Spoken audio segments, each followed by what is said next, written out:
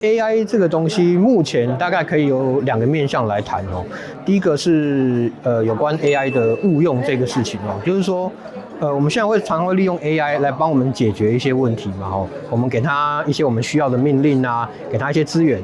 那 AI 就会依照我们的需求提供它的答案给我们啊，这个是 AI 我们现在目前的使用状况。那在治安上的挑战就是。骇客也可以利用像这样的方式，攻击者我可以利用 AI 来帮我制作这些他所要拿来攻击的这些资源。以前我可能要寄一封信啊，要骗你的信任，然后要想办法跟你做诈骗，我可能要准备很多的资源。我现在透过 AI 的协助，我可以很快的去准备这些资源。这个威胁就变成是说，对使用者来讲，他就比较难以防范哦。所以我想这个是第一点 AI 所带来的一个威胁跟挑战。那第二点，我想是现在也蛮常见，就是 AI 的信任程度这一点。也就是说，我们现在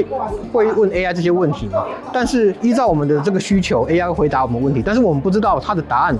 到底是不是一个正确的答案？毕竟这个 AI 的模型不是我们自己训练的，那所以 AI 告诉你答案的时候，这个时候的 AI 这个模型到底是不是你所能够信任的，我们不知道。所以 AI 的可信任度是在下一阶段可能是一个蛮重要的一个问题，就是我们要能够确保我们在问问题的时候得到的答案是正确的，这样子我们 AI 才会有它的功能，有它的功效存在嘛。所以这一块我们现在目前治安院啊，也在跟工研院这边有个合作，就是我们做 AI 的评测。就是去检测这个所提供给你答案这个 AI 到底是不是可信任啊？那我想这2点大概是我们现在 AI 的比较的一个主要的挑战。对企业来讲啊，我应该是要回归到基本面。第一个就是说，它要从企业的角度整体先去考量你的整个对治安的策略是什么。因为我们知道企业大小规模不一嘛，你对治安能够投入的人力或者是这些 budget 物力来讲，都是一个有限制的。那所以对企业来讲，它在有限的资源里面，它必须要先做一些风险评鉴，